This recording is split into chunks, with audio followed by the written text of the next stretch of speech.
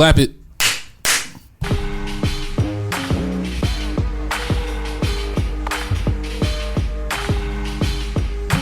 It's 2-2-2.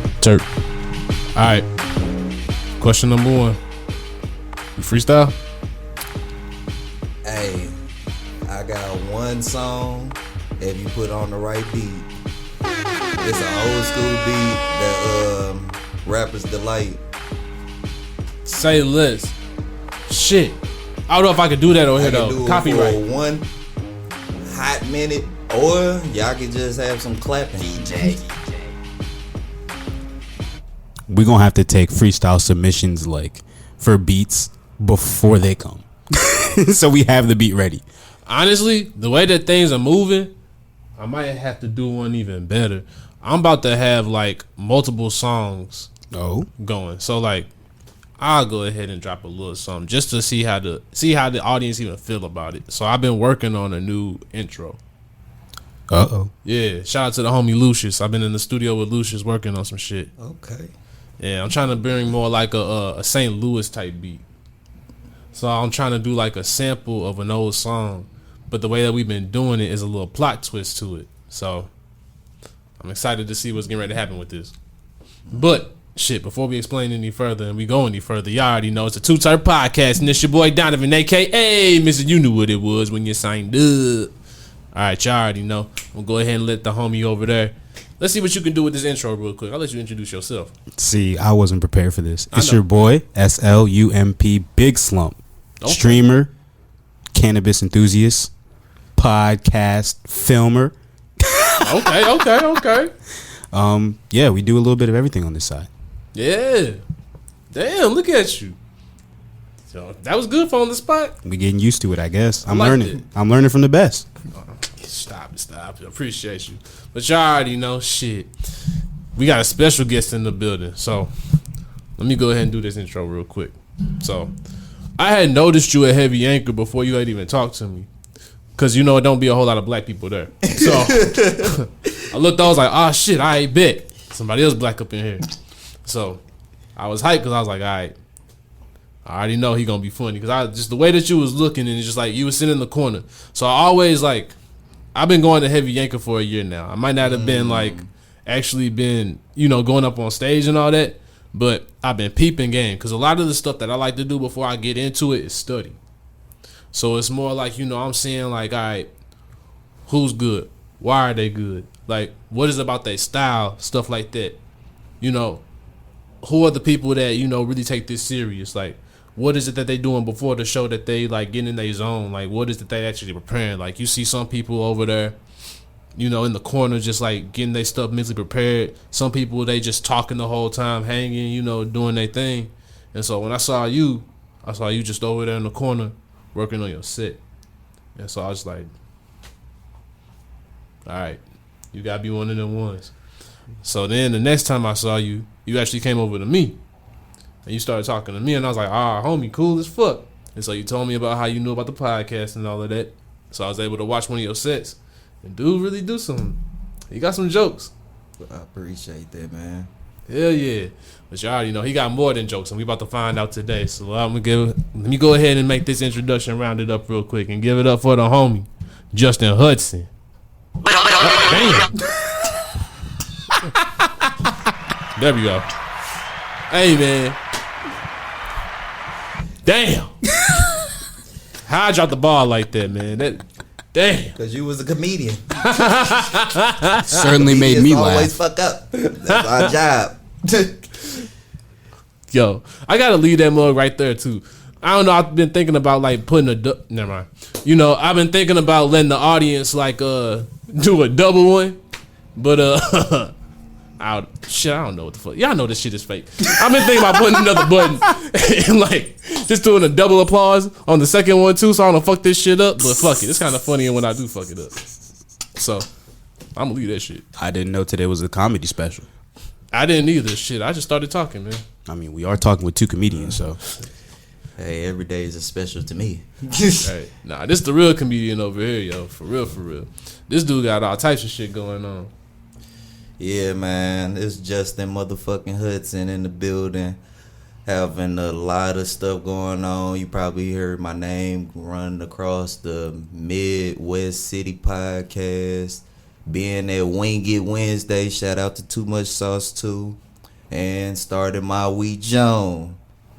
That's what we've been looking for all day and every day. Man, commented on Facebook. Here it is, and there you have it. June the 29th. We about to have content. We're not going live. We're going to clip it up until you see what we doing.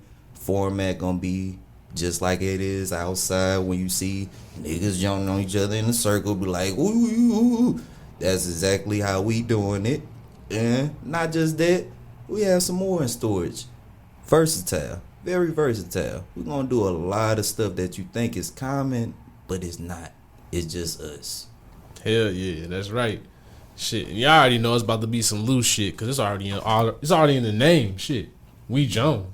Yeah, it's no disrespect to other people that create that stuff. It just I want to do it with St. Louis comedians and funny people is because we're versatile. We're very versatile. We learn to the point we're intelligent and we can show our hood, our black and stuff.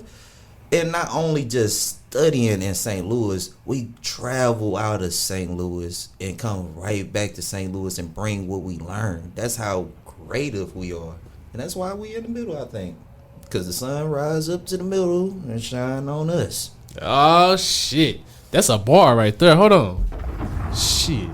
You drop a bomb for that one. I didn't even expect that one coming. Okay, I see you. Shit. But y'all already know we about to get more into it. Let's get started with the origins first, though. I'm gonna get started with your comedy origins. So let's get started to shit way back when you was young.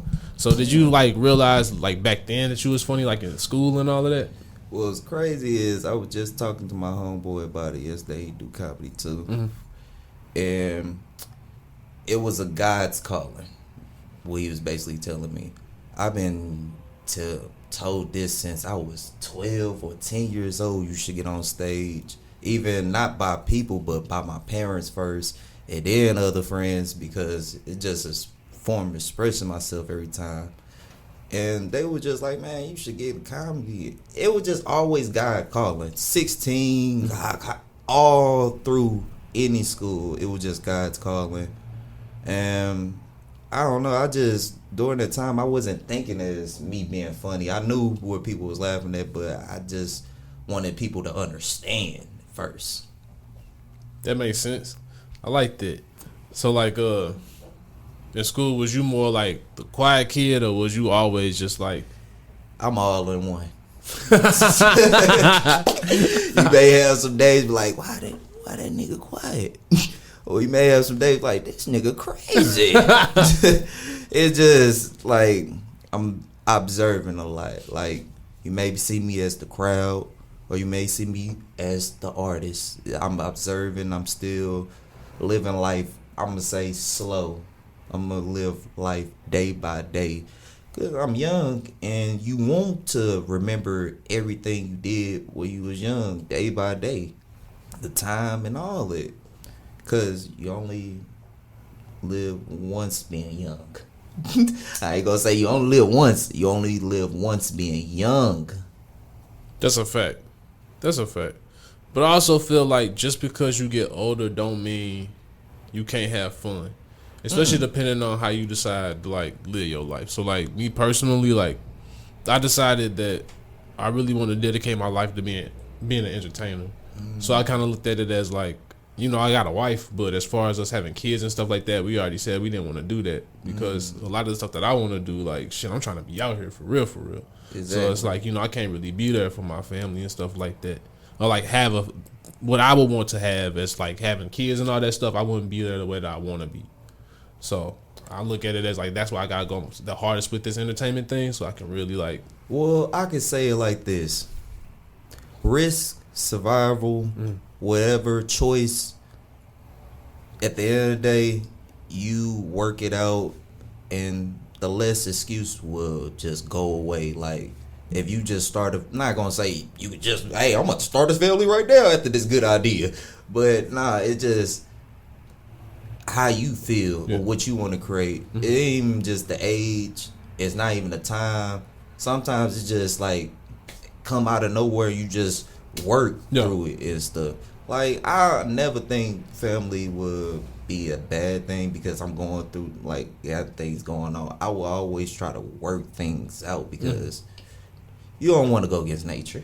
Yeah. Not as the female, but I'm talking about as nature around you and stuff. So the child, and I wouldn't mind having one, me personally. I wouldn't mind having a lot because I guess I'm programmed and seeing these family movies, like they be having fun all in one and stuff. I guess sometimes it just what you choose to be in life. Family, yeah, I understand. It's a big risk. But if it happened, I'm telling you, it just don't even matter about the excuses anymore. Oh yeah, I ain't dipping. I ain't saying that. I ain't gonna be no deadbeat. I'm just saying. No, it's not niggas even, do that shit. It's not even that. It's the part of like learning from other homeboys, even my homeboys that's having children at this age of mine or a little younger, that they straight having fun with their children. Like that's just life. Like they having fun with the children. They watching old stuff they used to watch with them. Even they had to take them apart. And you know why I think that's not a bad thing, especially as a comedian. You have so many jokes now. You have so many unlimited jokes now. You still have unlimited jokes.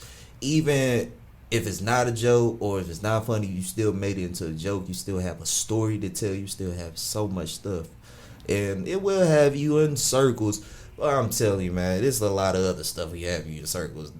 Children is not what they... The bills is one thing. Shit, that's a fit act. That's a fit act. But shit, the more children you got, the more bills you got too, though. Shit. But I wouldn't even trip off the bills then. It's just whatever you could live and survive and have the life of joy. That's all we try to get to is the joy. The joy is the fruit of it all. If you ain't having no joy, you can be happy all you want. I ain't knocking that word down, happy. You can be happy, but it's a difference when you enjoy in life and you having joyful with it. For example, when you on comedy and doing stand-up, you're not always happy.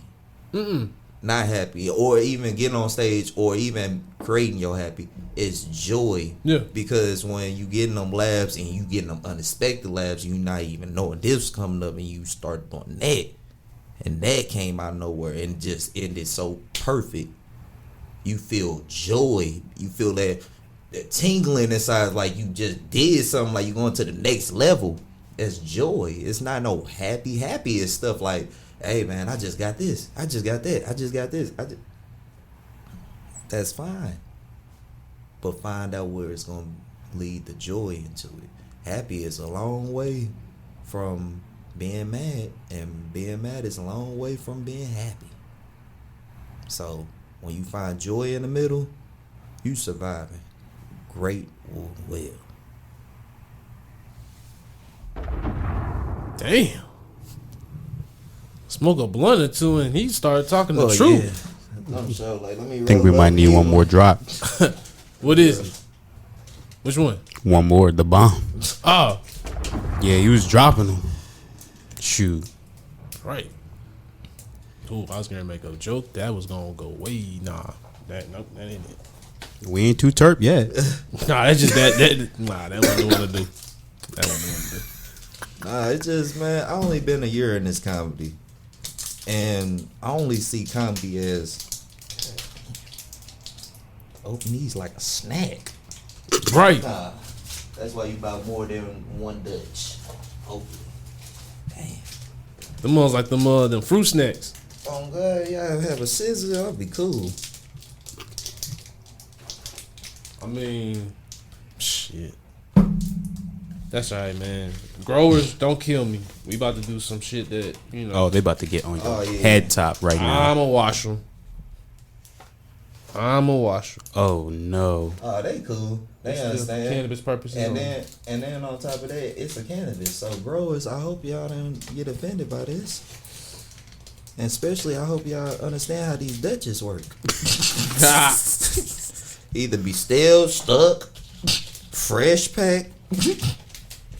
So speak a little bit, I guess, to, we talked about, you know, a little bit of the comedic origins and stuff like that, but speak a little bit to the cannabis origins. So if you or want to disclose, you know.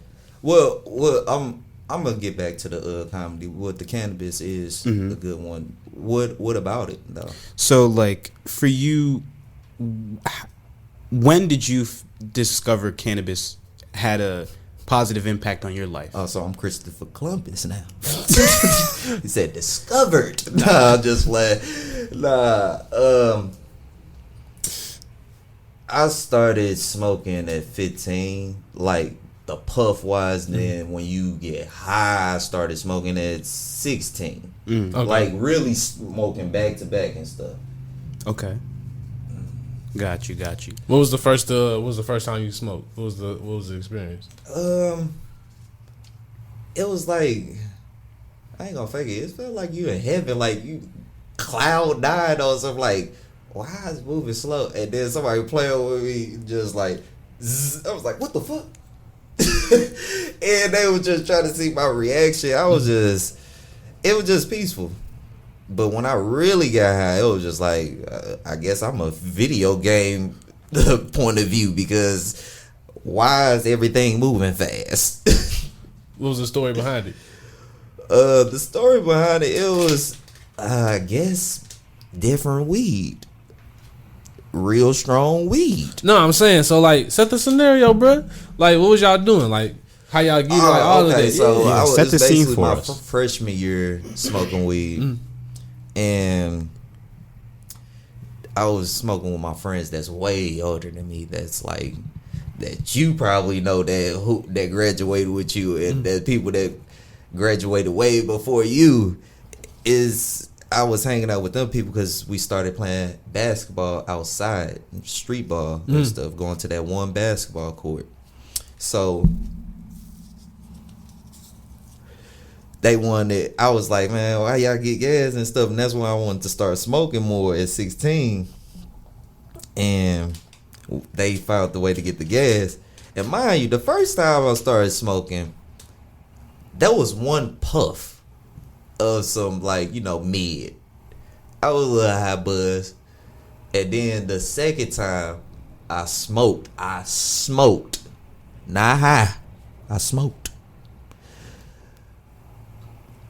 I just smoked. That's all I did. I just kept on puffing like it was a cigarette. Then inhale it.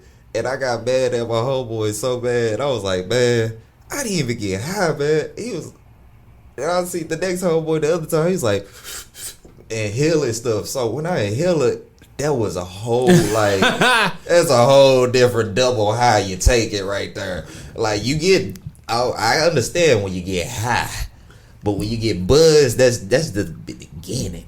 When you get high, you gotta inhale. I was like, oh, okay, so this is where you get your money worth. Yo. Nah, for real though. It's like, that's one of them first times when you start smoking. You always, like you say, you smoking like a cigarette, so you always gotta like wait till you shit. Nah, it's like damn, I got high now. Damn. Well, it's so many ways to explain it, bro, because like even when you talk about high journeys, like if you want to talk about double high, like smoking a blunt and then smoking a blunt an hour later and you still feel high, it's like you putting yourself on cloud nine just to be feeling like, I don't know if this is weed anymore. I caught up with what I was getting ready to say. My fault. All right, so the first time I had got high, I got it off of a bong, but it had a dab in it. So like, I had to hit like, it was already like I cleared that motherfucker, so I was drunk too. So it was one of them like fun house highs where it's like, you know, where you see like everything look like you either fat or you tall and all that shit, like you in the mirrors. Legit, everything like everything started looking like that. Oh, you was in a different plane, brother. Oh yeah. But far as natural weed, what I will take natural once a month, every other once a month, is some shrooms. Oh my God. Like, shrooms make me think it's like a 2.0 of weed. Like, it's just like a 3D weed. But that's the only thing I will only take other than a drink. But the weed stuff is just like, I don't see nothing wrong with it. Sometimes I'll be like, man, I gotta stop smoking. But don't let it become you. Always be creative over it. Like, I had days when like I ain't smoked at all, or I ain't really care, or shit, it just come out of nowhere. But I still had some creativities to do before smoking weed. Like, always have your mind out there. Not all the time you have good creativity. Like, I'm always high, so I get some good ideas being high. That's good, but it's really you just tapping into a muscle brain. Even if you're high or not, you still tapping into that muscle brain. I agree. Cool. Well, go ahead. I was gonna say, a lot of the times before, like, I do, so when I do improv and all that stuff, I won't drink or smoke before a performance. Cause like right now, I'm trying to get to the point where it's like I really want to perfect my craft. So like, if I can do it sober, then yeah, when I'm in my element and you know I'm drinking and smoking, then I could really kill shit. But right now, really just focusing on, you know, getting my shit tight to where it's like, all right, I could do this and kill this sober, but like, shit, get to the element, then see where you go. Yeah, that's working on your muscle, man. You working on that muscle, even like in a focused, confident way. I know it get hard sometimes. Like, dang, I feel like I gotta smoke, but you calming that nerve down. Like, some ways you could calm your nerve down. Like, I didn't want to open mic so many times when people would get drunk and high, and they still feel the same way. Like, some things you gonna have to work on. It's cool to get drunk and high, but you still gonna have to work on the nerve feeling and all it. You're not wrong, cause the biggest thing is like, you see a lot of the times, damn, we get on the PSA type shit, but it don't even matter. Like, a lot of times motherfuckers be like, you turn into an alcoholic trying to do this shit, and it's only because, like you said, you trying to work through the nerves, but you don't even realize, like, shit, you be drinking all the time, you be doing all this stuff. So like, that was one of the things that I kind of realized when I was really starting to get in, like, really doing this stuff. Like, you got to be, I mean, yeah, we having the drinks right now, but still, I started to get a lot more kindness. It's gonna really catch up when your profit hit. That's gonna really catch up. Like, well, should I buy the drink, or should I just say, nah, I'm gonna buy the drink. I don't care about the profit. I need to get drunk on stage. You already know. But that lets you, not even the profit, but that lets you know where you gotta focus on your jokes. Yeah. You gotta really focus on your jokes. Yeah. And not talking about anybody. Talking about my damn self too. Yeah. Like, I learned that because I'm still 1 year into it. Yeah. So I wanted to ask you about that. So I don't see a lot of young comedians, right? Like, I rarely see comedians under the age of like a 32, 33. Maybe you'll see like maybe one comedian like 28, 29, but they've been pushed by different types of elements, blah, blah, blah. You don't really see a lot of young comedians on the up and coming, right? So for you, do you see a lot of people your age or our age doing comedy, number one? And number two, where do you feel like your comedy taps into? Like, with your age, obviously we don't have, you know, the most amount of stories to tell like a lot of these older comedians do. So where do you feel like your age works for you in terms of comedy? That's a great question. The beginning, the first question, the age, that's a great one too, because a lot of white comedians is younger than me at 22 and 23, but that's still like, you know, around the same age. But you know, when you're in your middle of age, you know this is your prime for 5 years left until you're 30. But most of my comedian fellow friends in the game that are black is 30 and up that you asked. I don't have really not one person that's around my age besides probably 3 years older than me, but you know, They ain't know you 2 years left into the 30s, so you getting ready for your knowledge of understanding in a whole pathway of that. Like you're understanding to the point, I can't do these in my 20s. I know I done fucked up a lot in my 20s, but I'm not gonna do the same fuck ups as I'm doing in my 30s because that was 20s. So it's like the book was handed to me. Not no big bad and stuff. It's like I'm seeing it. Like they giving me opportunities. They seeing something in me. Like I see different styles, and I can relate to them different styles too, because it's black. But I don't want to be that. Mm-hmm. I want to create my own. Mm-hmm. So I see certain stuff where they laugh at that to the point of comedy is not even comedy. Some people say comedy is drama. Yeah, it is something like that, because when like they see black people in like a form of expressing in a mad way or deep angry way, like, oh, you motherfucker, or I'm gonna talk. It's just the form of how you sound, how you use the word, how you use your movement, how you look. It was just it's just how you have it all in one. Like, we are one of a kind. We are all in one. Mm. That's why we have so much talent, and I see it in me developing more talent, like learning other languages. That's one thing why we see ourselves as like number one in comedy.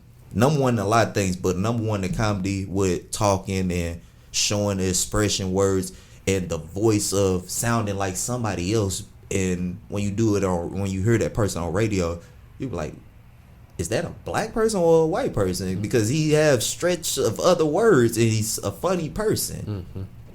So it's like I'm really trying to learn slow to the point of I gotta take advantage of this. It's not a lot of people that's gonna live this type of life of doing comedy 25. And some of the people that's just 30s, they started a little younger than me, but they in their 30s, it's just like they still, it don't matter what age you started at. Mm-hmm. You gotta focus on where you're funny at. That's all that matters. Your funny is where your crowd is gonna bring it. Okay. That's why there's a lot of like bad people in comedy or not good, whatever, but who cares? That person only cares about they have their crowd, you're not their crowd, so that conversation's over. I don't care about them. They gonna still make their sales. You gotta make your sales. That's true. That's a fact. Yeah, one of the things that I feel like you have an advantage of, and why most people, young people, don't get into comedy, because one of the reasons why I never got into it is like, one of the things I feel like is intimidating, because a lot of the success that you actually do see is with the older comedian. Usually, like, it takes years to even get started with this shit. So you don't look at it from the fact of like, I can start when I'm young. You look at it from the fact of, wow, well, these dudes didn't start popping until this age or this age. So you kind of feel like you got some time to get into it. So you really took an advantage of starting young and getting into it now. I take it advantage as that. What's that saying says? The person that comes first is last, and the person that comes last is always first. So there's no show off to it. It's people had their times. Now it's your time. Yep. Show off your time, no matter what age. Like, I'm not gonna just trip off my age. I'm gonna trip off of my funny at the end of the day. Yep. I try to make I want to make my funny timeless. Mm-hmm. I want to make my own lifestyle timeless for myself. Yep. And to pass it on for everybody that can live that type of life, or their own, not mine, their own. Mm-hmm. What's up? Oh, 5 minutes? Damn, that was quick. Damn. I feel like we ain't even been talking that long. Wow. That's what good conversation does. It ain't 5 minutes left. It's like 5 minutes till break. We got to do like a camera break. That. Okay. Yeah, damn. Damn, we been kicking it. Okay, let me try to figure out a little 5-minute thing real quick that we can do. Shit. Yeah. What was your first open mic like?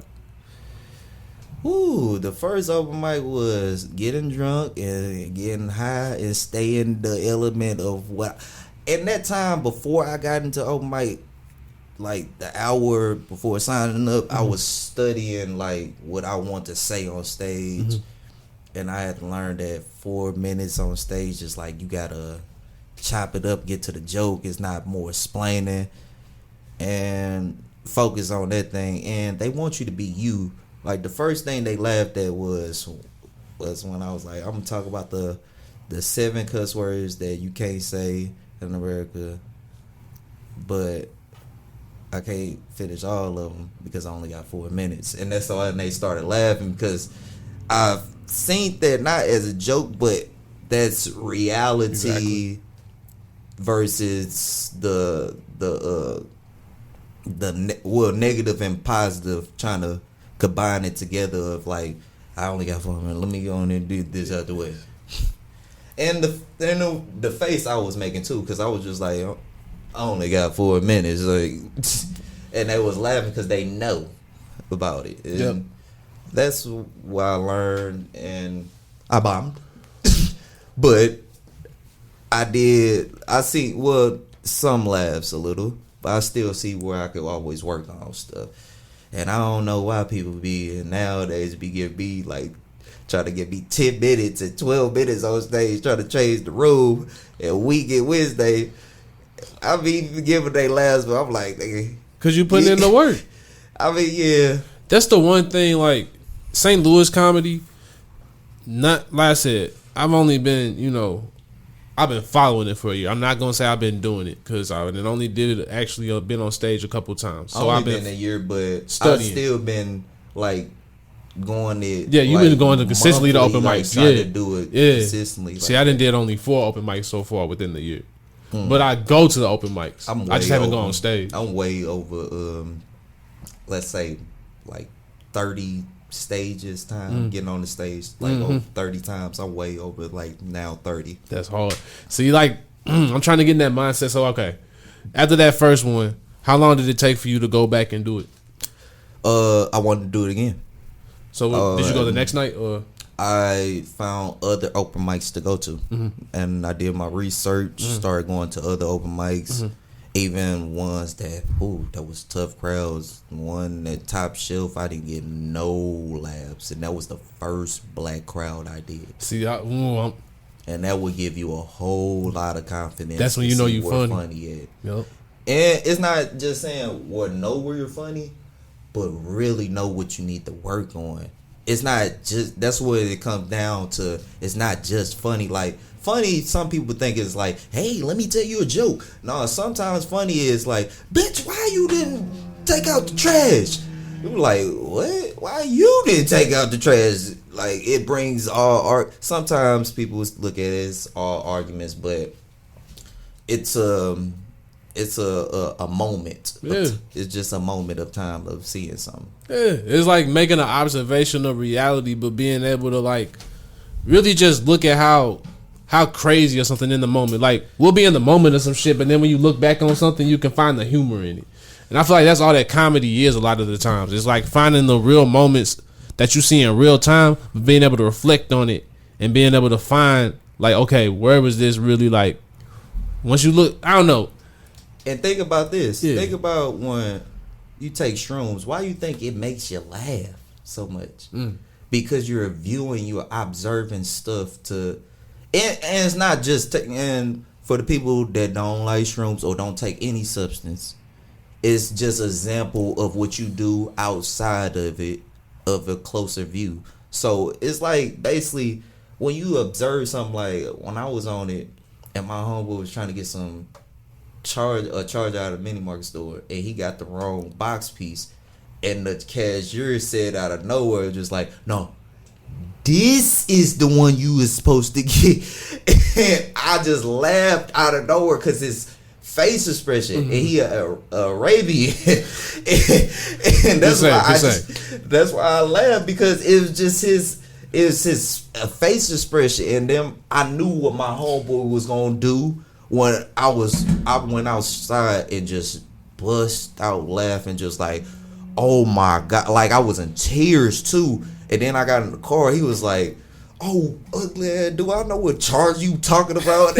I was already laughing too. It made a double laugh on top of it, because I already read what my homeboy was thinking, because I know my homeboy. But the unexpected thing to laugh at was how the cashier behind the counter was just like, no, that's not the right charge. This is the right charger.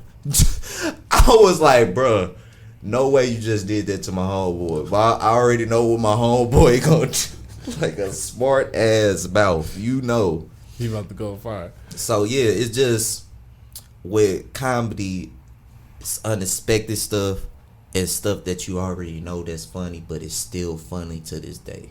That's why it's a lot of jokes that's not really new, but some people will have something new behind it because they have their personal life with it.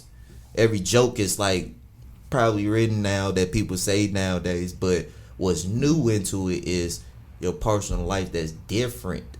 That's why other people can say new stuff in different cultures. Yeah, hell yeah. But my bad, bro. We gotta go ahead and do this camera break real quick. But y'all already know we about to take a brief break. Soon we about to have like commercials and shit like that. That's what we about to do next level, y'all. Shit, but yeah, you already know. Break time. Clap. Oh shit. Alright, and we back. Okay. So before we left off, we were kind of talking about a little bit about comedy and what it takes to do it. But I want to go a little bit further into your origins and your story. I know we touched on it a little bit earlier, but I kind of want to go into the deeper part of it. Like, what really got you passionate about comedy? What, after that first open mic, like, what was the whole process up to now to really to get to We JOAN? Like, what was the whole story and origin of your comedy experience? The whole story of my comedy experience was, ever since I was born, I always see a lot of stuff funny. And just seeing it around me before I even got on stage, that's what the passion came from. Like, having your view into it and like, bro, I could do that. I feel like I could do it. And just learning it with other people, of making them laugh and seeing what's funny when you little. And sometimes you may not remember that, but you're just doing it for fun when you little. And that's why I kept on doing when I was little, and kept on doing it ever since I kept on getting older and older. It's like, was you a prankster, or was you more like you just always be talking shit? I say more like, I say goofy and jokey. Okay. Like the active movement. Like I say, for example, of the Wayans being strong funny, like it won't be the words. Sometimes it be the way how they look and the way how they run around. Like the funniest acting sometimes, and having a strong story with it, because you get be sucking, not having no funny with it. Yeah. So it's like working to it, and the passion of comedy period before stand up was like, it's crazy making funny videos, you know, making skits before skits was on TikTok and uploading on Facebook and YouTube. Yep. Just me and my cousin making skits of our own before we even thought about internet. We just have like galleries and look back at our videos like, bro, you remember this day when we was we acting like Call of Duty, be like, sniper, and then I just showed the camera and then say, psh, and then he act like he dead on the ground crawling. So it was just skits our own imagination, just creating. And our parents was always telling us like that, saying like Emmanuel Hudson or other people that blown up off the internet, saying, oh, that could have been y'all and this and that. But we got older and stuff, and you never know, paths grow older and separate for a minute. And we are cousins, we close cousins, but we ain't like, you know, live in the same house type stuff to, you know, keep them going further. But we stayed, like, you know, all the times with each other. But yeah, the origin was just, comedy was just all around. Even when you get out of comedy, you know, even when you see drama movies and this, some things was gonna be funny, but it's just a muscle brain right there. That's just that small funny part. I ain't gonna go outside of that. It just, I see, okay, that's where the funny is, the unpredictable funny stuff. Damn, you're right. It is like, I'm learning that with improv a lot. It's not necessarily what you say. It's a lot about how you say it and your emotions. So that's one of the main things that they teach us in improv is to emote. Like, he's really strong with emotions. Whether it be mad, sad, happy, or afraid, you know, be strong in that. Because that's where a lot of it does come from, is the emotion. And the funny comes from, like, details into details. Like, Exactly. you know how you could explain it, like, multiple ways. Like, the funny is in the tone, the funny is in how you say it, the funny is the movement, the funny is how you look, the funny is how you entertain the crowd, the funny is where the joke coming from, the story, the interest, and the grabbing, and all that, the energy and stuff. It just, you see how when you explain that stuff, it's just details and details. And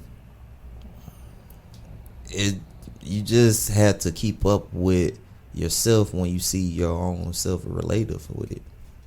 Yeah. That's true. I think that's kind of where, like, I'm trying to find my shit at. It's like the first one that I did, it was a lot about myself, but it was like about just being married and stuff like that. And I don't want to necessarily typecast myself or anything like that. It's more so just trying to get it to the point where it's like, I want to touch on that, but I also want to touch on a multitude of things. It's like, you know, I look at like how I really want to do comedy is not the way that I should do it just yet. With comedy, I feel like you gotta be cool with like working on a strong set and working on that for like damn near like months. Whereas with improv, you work on something that day and then you let it go. And then literally you work on something else completely different. It might even be in the next scene, you know what I'm saying? So it's like you gotta be able to really commit to something when it comes to stand up. That's where like I feel like that's where it takes discipline. Like to really be a good stand up comedian, you really have to be disciplined. And that's what a lot of people don't understand.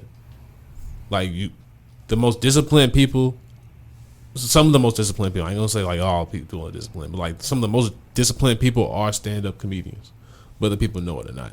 It's a whole regimen that comes to this shit. Whether it's like just even going to like, hell, you might sit up in an open mic for 4 hours just to go up there for 4 minutes. And you gotta really be committed to doing that every fucking week. Shit, really multiple times a week. If you're really doing it the way that you're supposed to be doing it. So it's like, you gotta really have, and you really not gonna, for the most part, you're gonna do it for free for years. Shit. So it's like, you know, you really got to be committed to just going through the process. And most people aren't disciplined enough to go through the process. You really can't cheat this shit. Because even when you get to certain levels, like, you can peak right there. And then when you fall off, it's going to hurt even worse because you didn't go through the work to really build that shit. And now you got to go through that process all over again. But so they already know who the fuck you are. Hey, man, that shit hurt. You ain't lying. So yeah, that's like, if anything, that's why I kind of like gave it a break for a second, because it's like I want to have the commitment to do every fucking night. Like if you're gonna do stand up, that's what it really takes. And I'm trying to get to a point where I'm financially stable enough to where I can do the podcast. You know, I can do improv, but I also have the time to commit to doing late nights and all that and going out every night. To really be able to put in the work to do that for real. And I would say that would be an advantage of being young in the space, you know, for you, Justin, specifically, is, you know, being 24, 25, 26 years old. It's like you have the time, you have the energy. Those are the two resources you need when it comes to being able to stay out late, get to these comedy clubs, get to these shows. I mean, I'm not in the space, but that's some of the conclusions that I can come to is being a young person, you know, You and me, we can relate to this. We got the energy. We got the time. Now is the time to be going out and getting it. You know, when you get older, you have a family, you got kids. You can't be really doing that. You know what I'm saying? So this is the time for you, and I know you can speak on this. This is the time where you're getting it, right? Like, you out there, you doing the rounds. Yeah, I got to take advantage of it because you don't never know when it's over. And people, you'll never know who's watching. Mm-hmm. Like, I shout out to Black Charles, Wing It Wednesday, Too Much Sauce for letting me host tonight for the first time and trying to get the feel of hosting for other stuff I'm having coming up for comedy and having a feeling of the stage and other people believing in me and just making me even more stronger. Not that they believe in me, but I'm always going to try to believe in myself. Not even try, I'm going to, regardless. It's just going to be what it is. Whether if people like it or not, I'm going to go back in the lab like some Jimmy Neutron stuff and study what's wrong. Let's fix this funny. I fuck with that. Fuck with that heavy, bro. Hey, man, congrats on that too, man. That ain't no small feat hosting a open mic, man. That's you. Co-hosting. Let me clean that up. I was a little high right now. Let me just host. I'll shout you out first, Black Charles. I corrected too. Nah, you good. I get it. Yeah, but it's still hard no work. smoke. Still hard work though because it's giving you more time to like, you know, what you want to say and learn new jokes and stuff. Like, yeah, like when I was at Heavy Anchor, I learned some stuff and I learned other stuff while I cleaned up. Like, like comedy is very interesting. Any more other questions? Like, shit, I got more answers. So I want to hear your top 3 GOAT comedians. Oh, that's a hard one, man. Because I didn't study a lot of people I put notes in my phones, like real notes of who's funny and this and that, black, white, all that type of stuff all the time.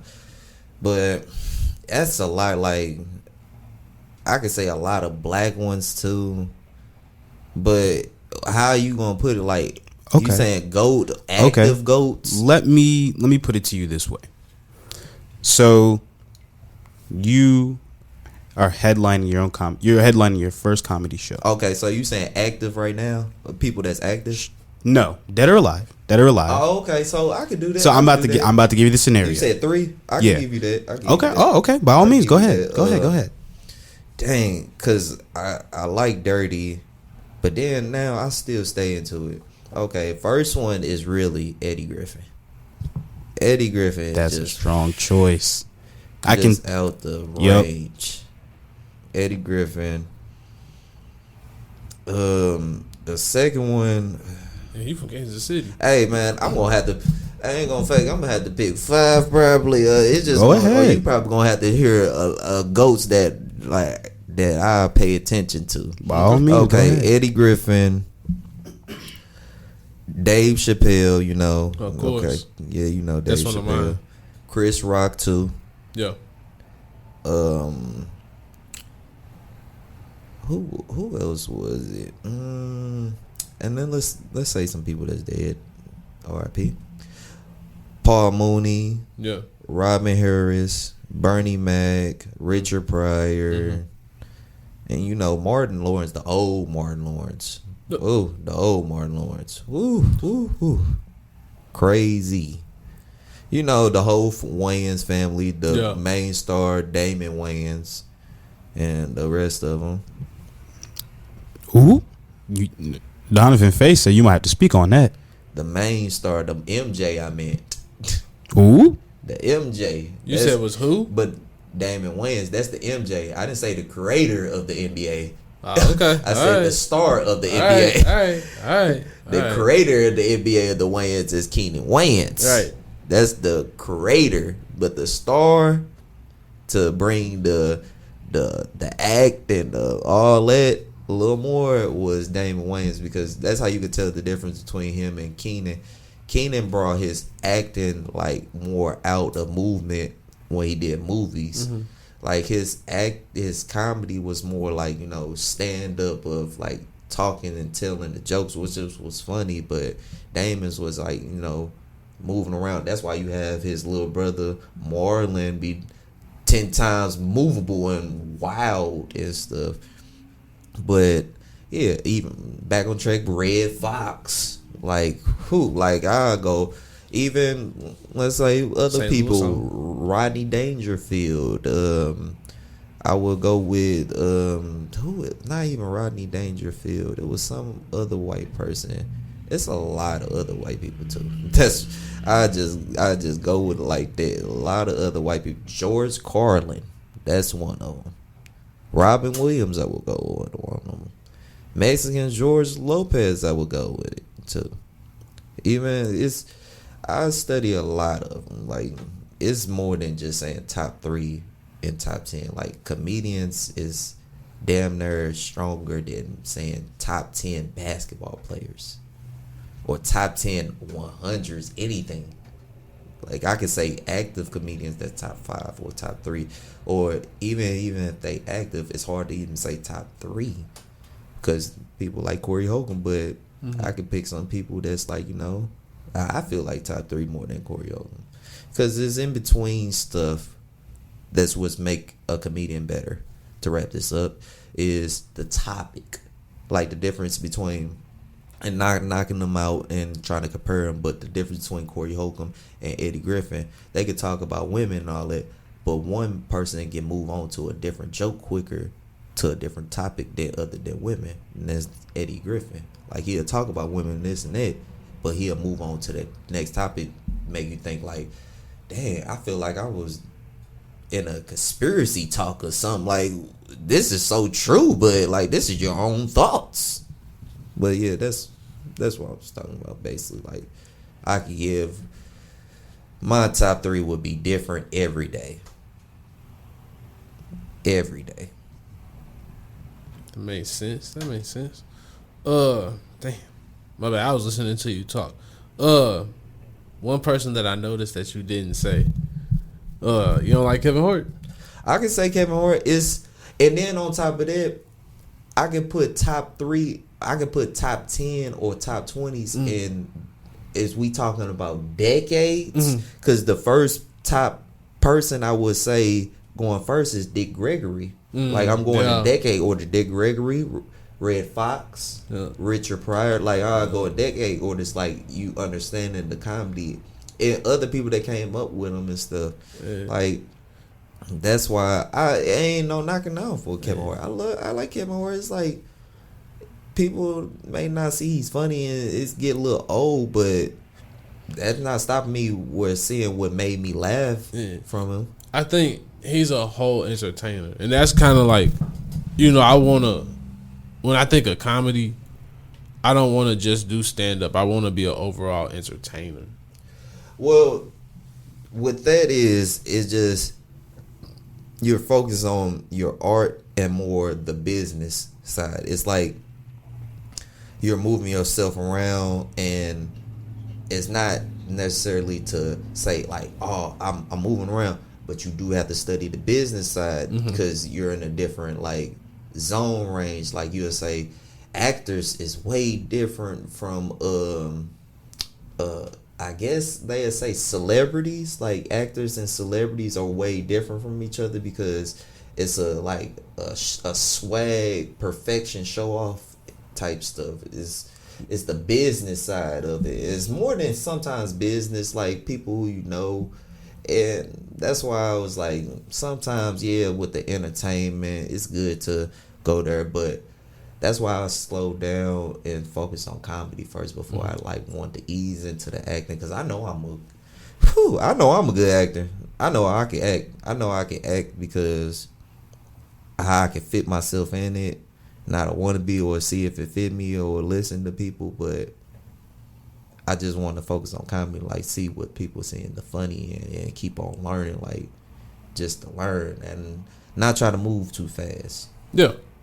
Oh yeah, you gotta like, but it's also too for me, I learned like you gotta have multiple you have multiple things going because they're all going to end up combining. So like I do the podcast originally because that's my advertisement agency, and that's also a way to connect with people and network.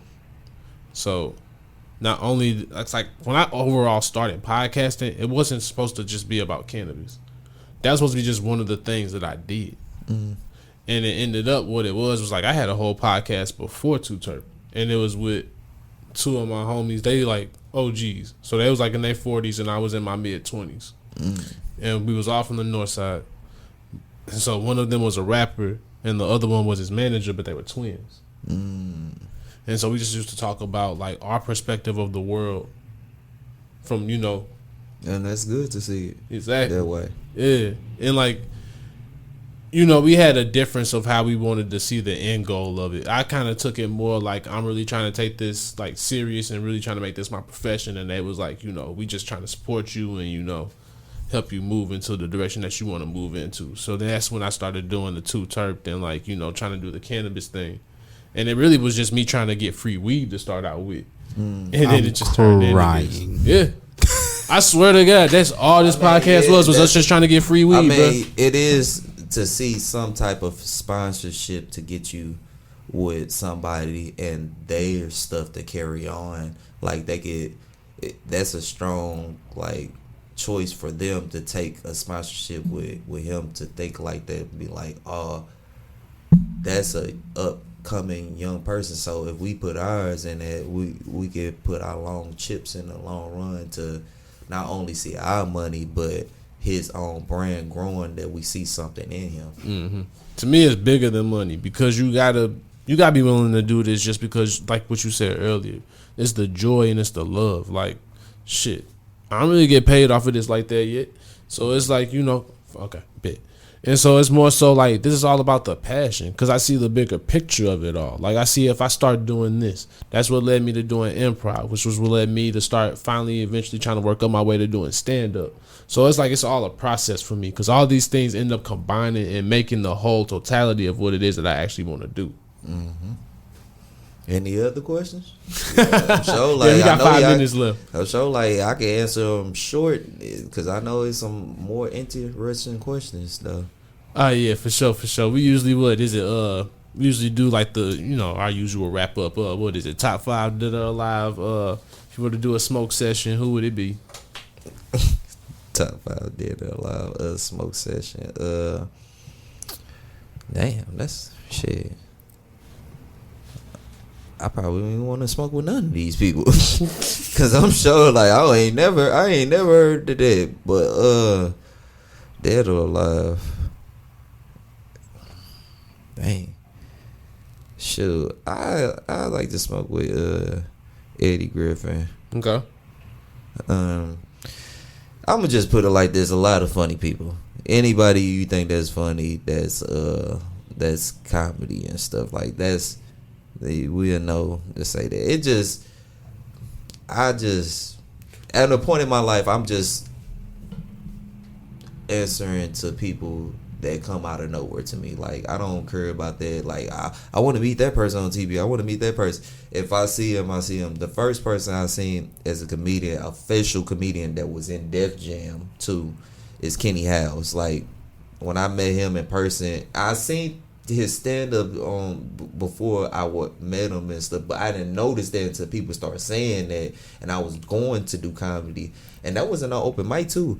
I didn't know that was a showcase the first time I was doing that with him, and he was teaching me game, and he gave me his number and all that. So it was like whoever comes to me in the spirit way, that's who I want to hang out with and smoke with. Like, I don't care about that other people and stuff. Like, the only reason why I say that is 9 times out of 10, when you meet your favorite hero, is going to be crushing. Because they may have an off day and they may not want to talk to you. You like, that's my asshole or this.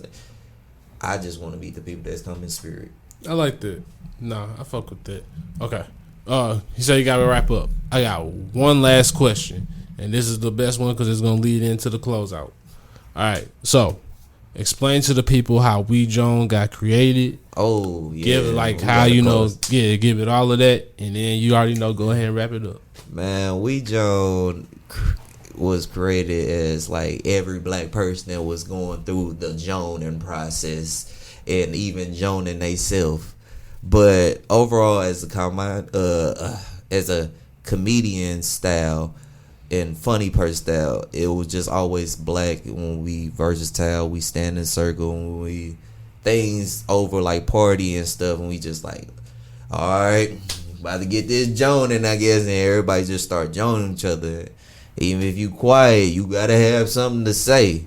Even as a new comedian, that's how I came in, and how I knew I had it. Something was when one the first other comedians, Rob T, got on me, and I told him give it up for the DC Young Flyer if he was 50 years old, and he bugged out laughing. He was like, get you some, because he knew I was a new upcoming. It was just like, we testing people. That's what black people do. We test people like to see the funny and stuff, and that's why I like it's just versatile with other people, not just black, just other people in our zone and stuff. Like, just show me what you got. Like, our stuff is like a debate. Go back and forth, going back and forth. You gotta have something to say. If it didn't work, go woo.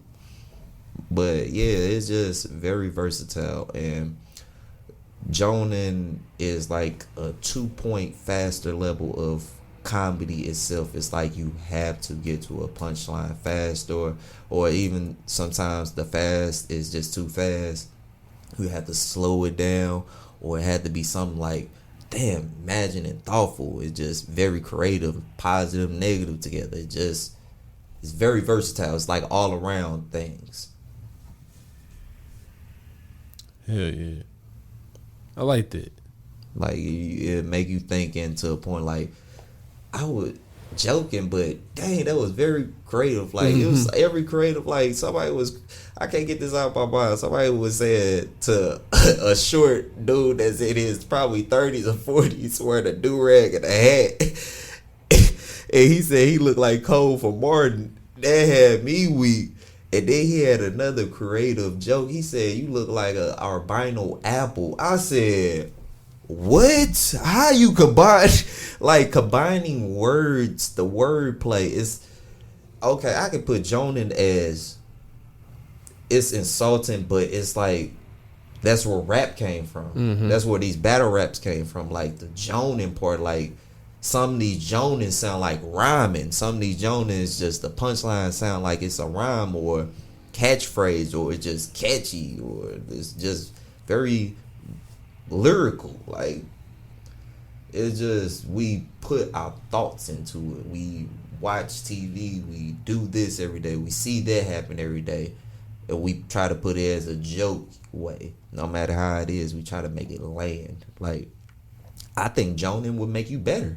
I ain't gonna say to every comedian it'll make you better, but I think it'll make you understanding your jokes and make you understanding where you good at, and not just joning, but get to your jokes and stuff too. Where it don't have to always be joning too, but it's a joke though.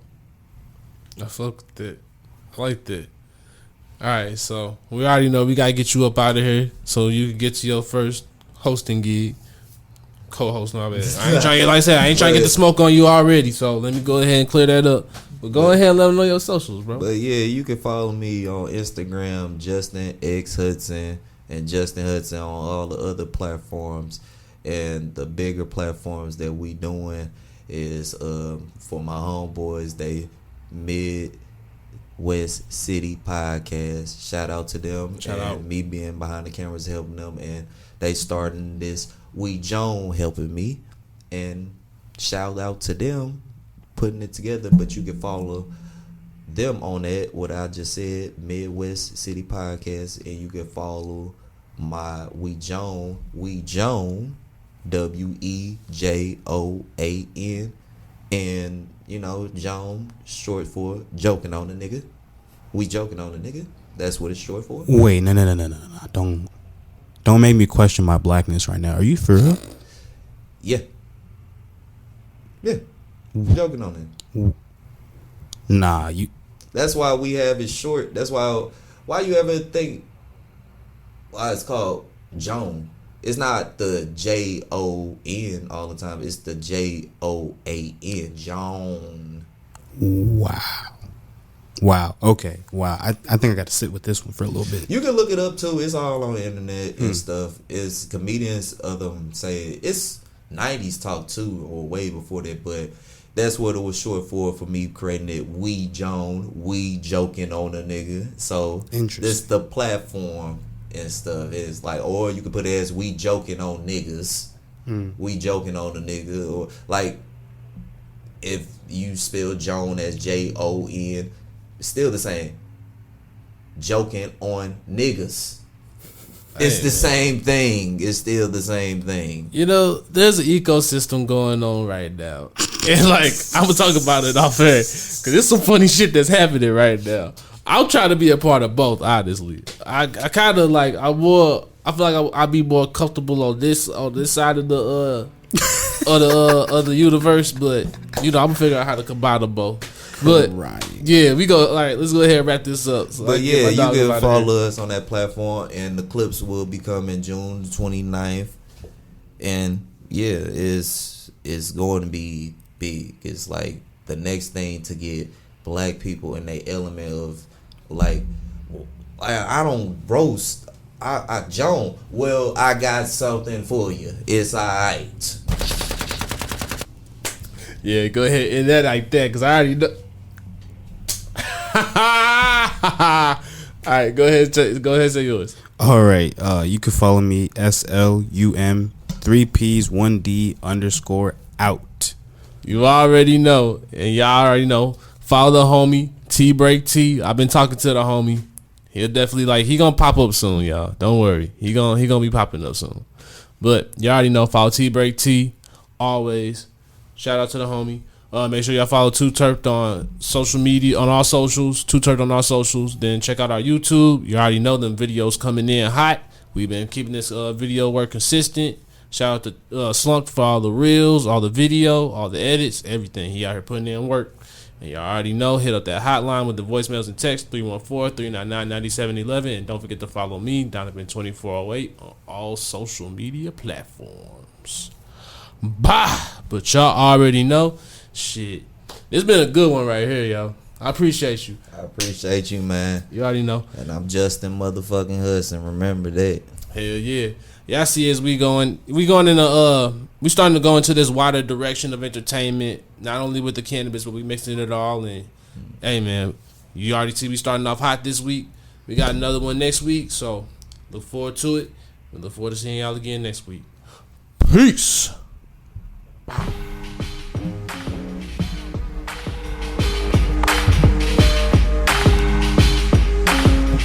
It's Too T3rpd.